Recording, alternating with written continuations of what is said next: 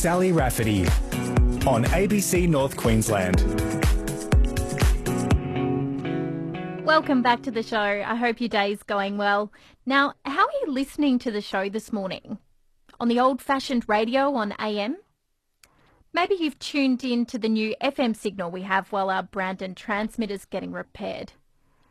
Maybe you're listening on your phone through the ABC Listen app.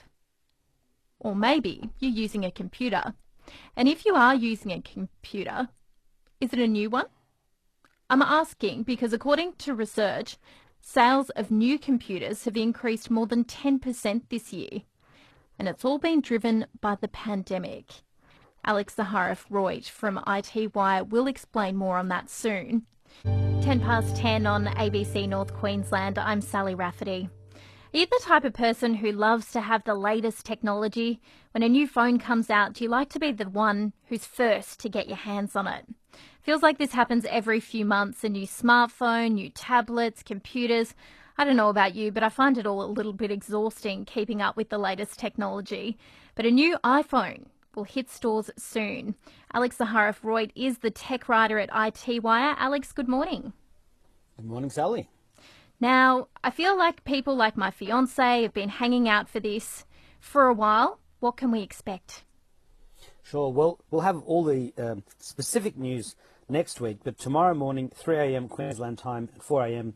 Canberra time, Apple will be launching its new iPhone 12 models. We're expecting 4 of them. An iPhone mini, sort of a smaller one that's smaller than the current iPhone SE, which is the same size as the iPhone 6 or 7, but with an edge-to-edge screen like the newer iPhones. Then there'll be a standard iPhone, an iPhone 12 Pro, and an iPhone 12 Pro Max. The 2 Pro models are said to have 4 times optical zoom, with the Pro Max, the biggest one, at 6.7 inches, said to have a 5 times optical zoom, which catches up with Samsung and Huawei and some of the others that have had these incredible zooms for the past couple of years.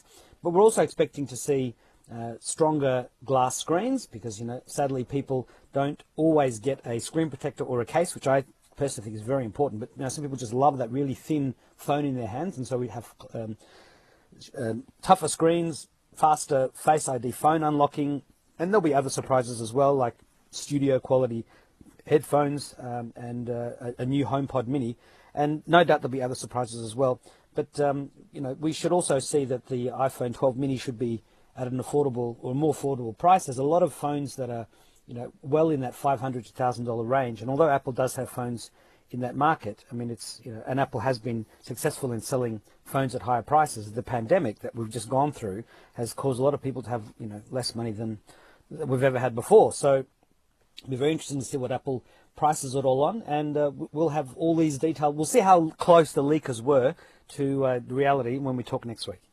Now, when do you think we can expect to be able to buy devices like this in Townsville? I know often there can be delays, and with COVID we've seen delays on everything, basically. Sure. Yeah, well, I mean, look, there's been delays with the iPhone 12s as well. The top 2 models, the Max and the Max Pro and the Pro, probably not going to arrive until November. Probably pre-ordering will be in the middle of November, and then in the 3rd week of November it'll go on sale. But the iPhone mini and the iPhone 12 are meant to come later this month. Pre-order should start at the end of this week, and then in about a week's time it should be available in stores. So Apple has done this sort of staggered launch before when they had the iPhone 8. It took them about a month before they had the iPhone 10 at the time available. So they sort of had these 2 launches. I mean, one of the things we won't see this year, I don't think, anywhere near, as we've seen before, is huge queues outside of Apple stores around the world because of the pandemic. I mean, it's just not safe. And if you have to be 1.5 meters away from everybody else, your queue is going to be even longer still. And, we've seen a massive growth in the amount of physical goods being shipped to people's homes, just, again, through sheer necessity. It's slowed down logistics all over the world. It's slowed down Australia Post. And I don't think anything's going to be different this time around. We're all at home getting these amazing packages of stuff, and sadly we have to wait.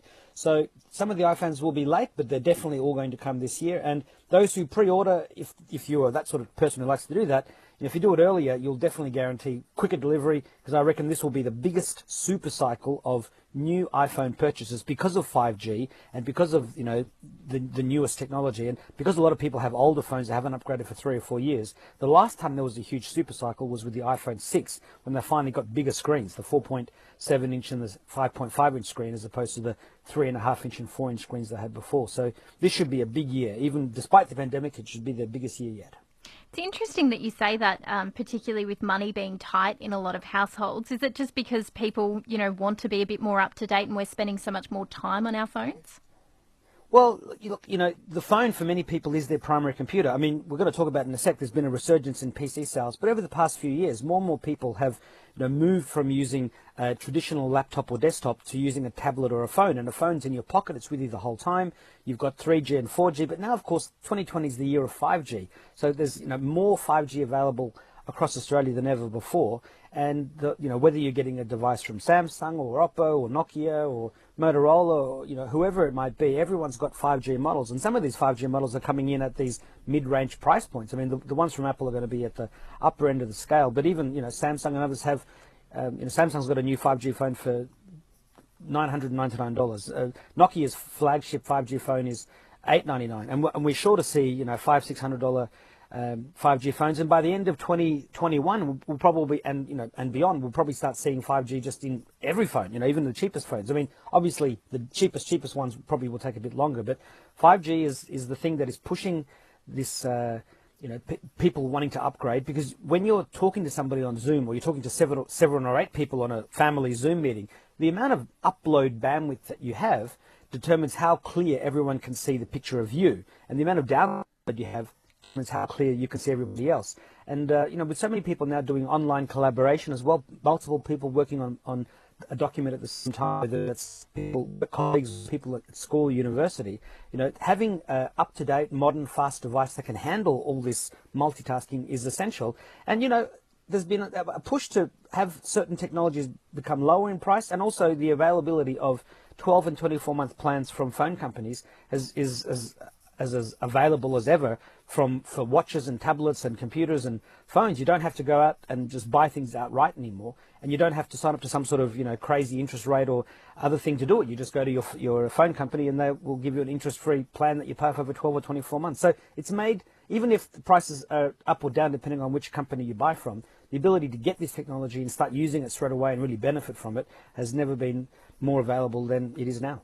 And Alex, you sounded pretty excited about the camera that's on offer with the new iPhone. And I understand you've got a photo competition that's coming up at the Living Your Best Online Life conference that we were discussing last week. What can you tell me?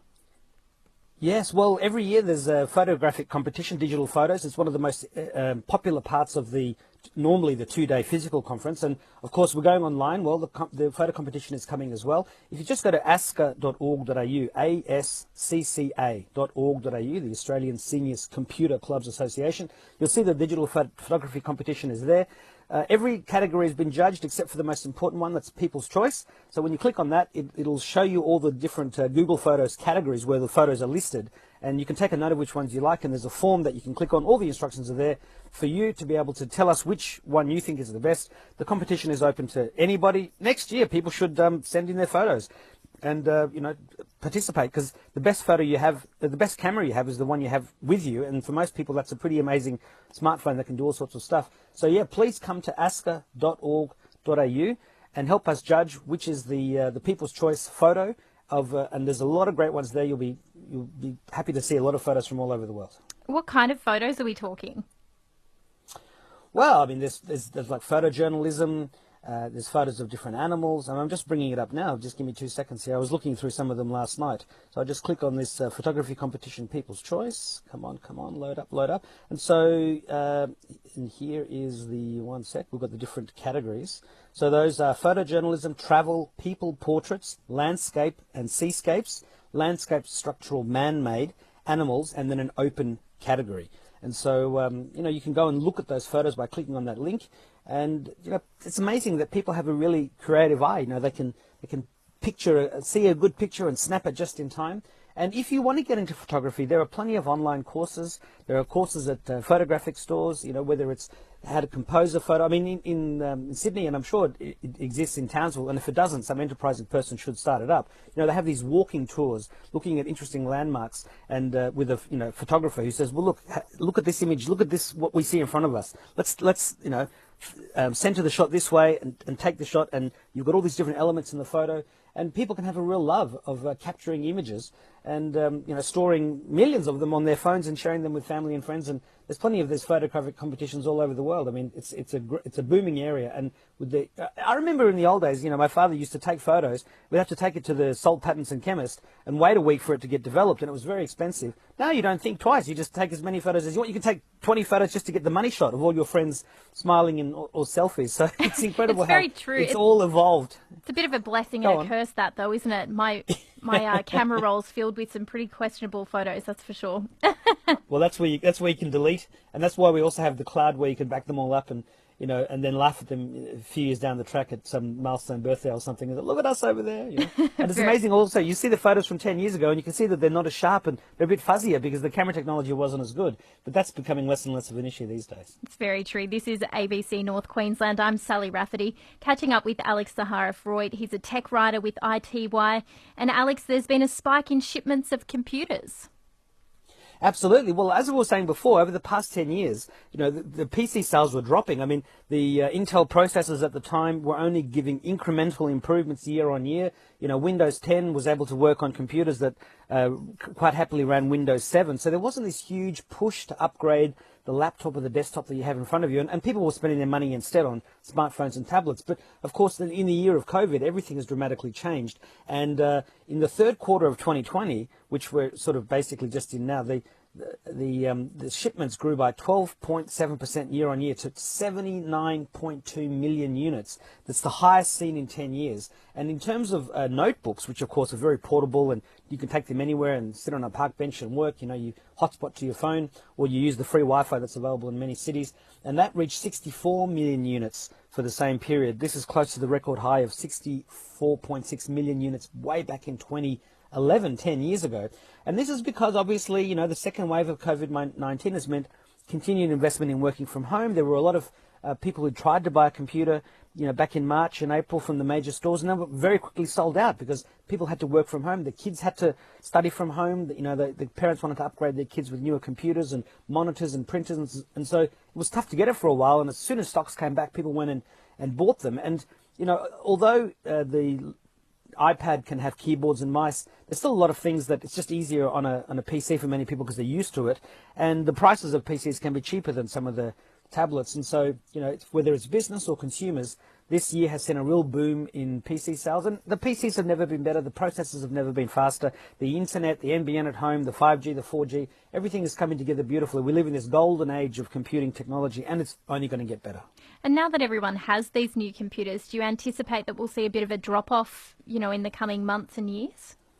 Well, yeah, I mean, obviously when everybody stocks up, it's like when everybody stocked up on toilet paper, you were good for 2 or 3 months, you didn't have to go out and buy some more. But, obviously the cycle of innovation continues. There's always going to be newer processes. Not everybody went out and purchased something. Somebody who bought something a couple of years ago might be waiting for next year's model before they upgrade. So we'll probably go back into more of a normal cycle. I mean, yes, definitely when you stock up, there'll be fewer sales. But look, I don't see the requirement for computers and phones and tablets, stopping anytime soon. We only need more of them in our lives, and they're only getting easier and better and smarter and less prone to, disasters. So because of all the backups and anti-ransomware and that sort of thing. So yeah, it'll even out for sure. But the number of people with not using technology, as we saw with this ASCA conference, is growing smaller and smaller each year because it's getting very hard to live a non-digital life.